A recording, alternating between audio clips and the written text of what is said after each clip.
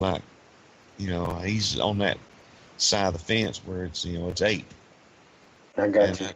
And so, that's one of the things about the Bigfoot community that separates it, is there's a fence. And on the left side of the fence, you got primate, monkey, ape. And then on the other side of the fence, you got, humanoid, human. And all the DNA that's come back, that's been collected, even Dr. Ketchum, I mean, all these studies have all come back Homo sapien. But when they do, they automatically say it's contaminated. Well, I asked him, I said, do I need to send you my DNA? So you can compare it against mine to see if it's my DNA. And then they just all of a sudden cut off. They don't talk more to you. Conversation. No more contacts. Yep. And see, I pretty much figured out that if there's a preserve management area, game, anything's been set aside, it's because these things are there, and the government really just doesn't know what to do with them. Because another tie-in question, real quick, Paul. Have you heard of that ex-police guy, FBI agent that does that missing 411? Yeah, David Pilates. Yes. Yeah. There's some that are suggesting there's some kind of a paranormal or Bigfoot conspiracy thing behind all these missing people in these national parks. What do you think about that?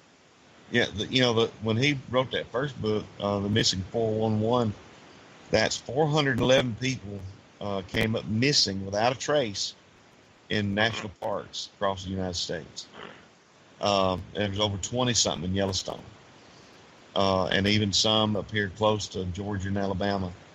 And, they're trying to, and then, and there's cases out there where, children have been walking behind their parents and then just poof, they're gone. They're just like they just disappeared. They send out search teams and, look for them, the cadaver dogs, and they don't find them. Some they do find. They actually will find years later or months later or whatever. But as far as, saying that this is, Bigfoot or, aliens, well, nobody really knows because there's no proof of either or. There's no video or camera footage or anything of something taking these people. They just vanish. What brought me to that subject was the way you were talking about and possible cover-up of the Bigfoot. Oh, there's definitely that. There's definitely that. And then, of course, Pilatus would say that there's a cover-up in his missing people. And it's the same, you know what I'm saying? Oh, yeah. Well, I mean, he's written a couple more books, I think, since that first one. And that's something that the Native Americans talked about, how that the boss of the mountain, the hairy men, the wild men, would come into their their villages and take the women and take some of their women. I mean, it's not unbelievable. It's plausible, but the government, people ask me all the time. They said, "Well, if they're real, then how come somebody shot one and killed it, and we got the body?" And I said, "Well, how do you know somebody hadn't?" Right. And I said, do you think that the government somebody just killed a Bigfoot? We got proof, and that they're gonna go, oh, we'll call Paul up, tell him. He's always wanted to know. You know what I remind people, especially from Alabama, when they start that kind of conversation. You've heard about the Tuskegee syphilis thing they did down here. They didn't stop that till the year after I graduated high school. They were injecting in Tuskegee, which is between Auburn and Montgomery, African American males with syphilis just to experiment with them and not giving them a cure. I can believe that. So Now, I that's the way I stop people when they say, "Oh, the government wouldn't do that." right. Well, what about? I hear people talking about, and I've talked to several about Bigfoot. That Bigfoot, there's thousands of them, and their hairy demeanor and stuff like that could be just a camouflage for them being aliens. What would you say about something like that? I don't doubt that they're, as far as the alien being visiting our world, because there's certain things on our planet that are just, our technology today cannot copy. The Punko stones, we're talking about stones that are thousands and thousands of years old, and yet there's somehow or another they cut these stones so perfectly that you can't slide a piece of paper between two of them. We can build skyscrapers, we can do all kinds of things, but yet we cannot. We don't have the technology, the equipment to recreate a pyramid. Right.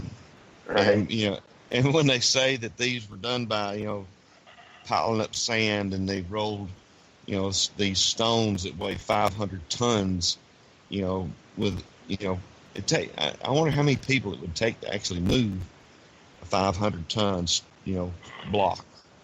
But as far as like that, the thing I have, and it's just because I don't have the intelligence, I can speculate all I want, Mm-hmm.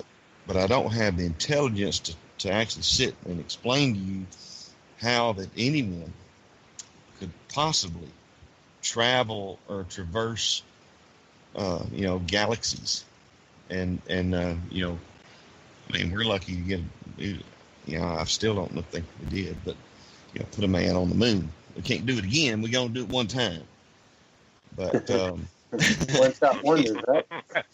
well, come on. We can fly up there and back, but to the outer edges of the atmosphere, but we can't put another dude on the moon. We only did that one time. We learned too much. There's depths of the ocean that's never been explored. There's, but as far as like, is it aliens using camouflage, to be able to, well, that don't make sense, to be honest with you. If I'm from another planet and I want to observe how you live, last thing I'm going to do is dress up like something that you don't believe in or that's not real. Or, I'm going to try to look like you. And Sure. so you will let me in on your what you, world or whatever. Some people, and there's reports, people have made reports where they've seen UFOs and a Bigfoot, or a Bigfoot type creature. I believe what we have is an indigenous species, of people that have been here for thousands of years. The oldest documented to this date skeletal remains that were found dates back 13,000 years.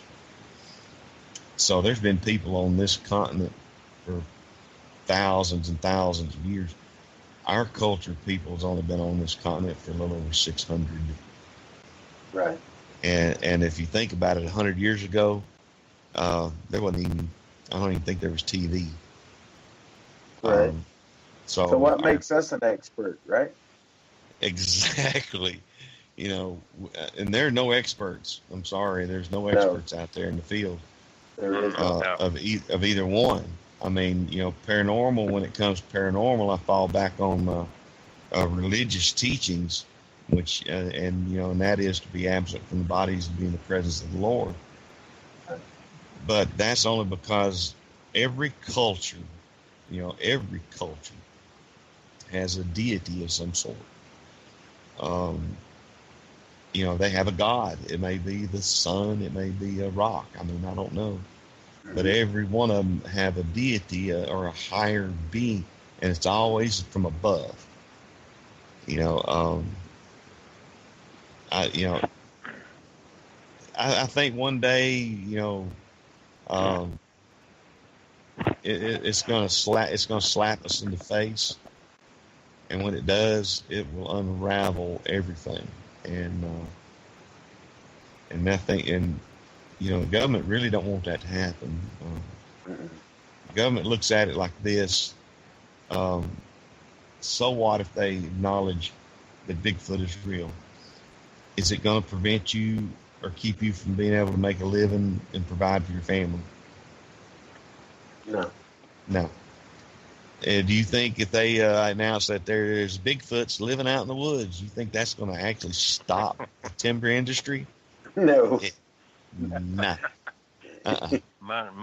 Money's going to rule. Yes. Yeah. And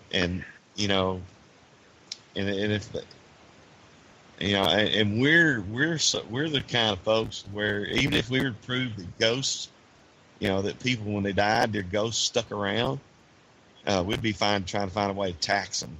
That's right. You mean we're not already?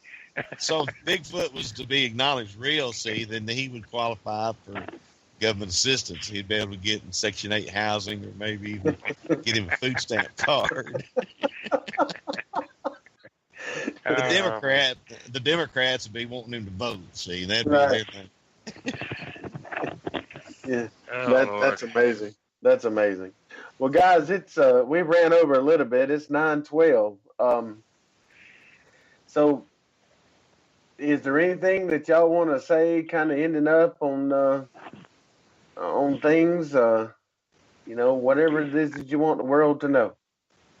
I just want everybody to know that Paul was my number one person that I picked to present his material at this convention coming up conference on February the 9th. And after the night, I'm almost thinking I need to just have him about 4 hours on Friday night and let everybody else do Saturday. There you go. He can go on, and I mean, it's not boring. It's very interesting. He's really done his homework, and I mean, he knows what he's talking about. But again, if I could just plug it one more time, Abnormal Alabama, www.abnormalalabama.com. Just click on the convention. It's easy to find, and that's where you got, in fact, Paul's pictures there with a Bigfoot and his bio and all the other speakers. The lineup is there, and where you purchase your tickets are there. And I'm telling you, these tickets are already selling. So there's a limited number, just like what he did up in Houston.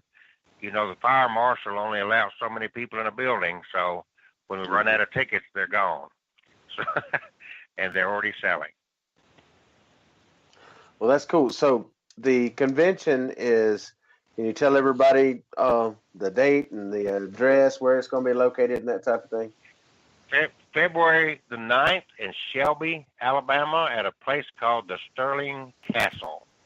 And I'm ashamed I know where it is, but hold on one second. I'll give you a street address. It's Desert Lane or Desert Road.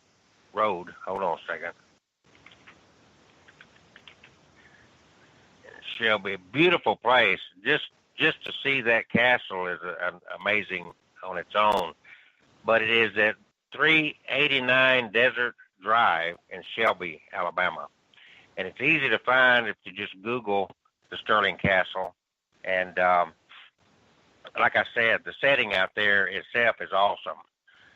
But we've just happened to have a Saturday free. They do a lot of events out there, and we just got lucky on February the 9th to work with them out there. And you'll definitely want to bring your camera and take a few pictures outside in front of the castle and whatnot as well. But the tickets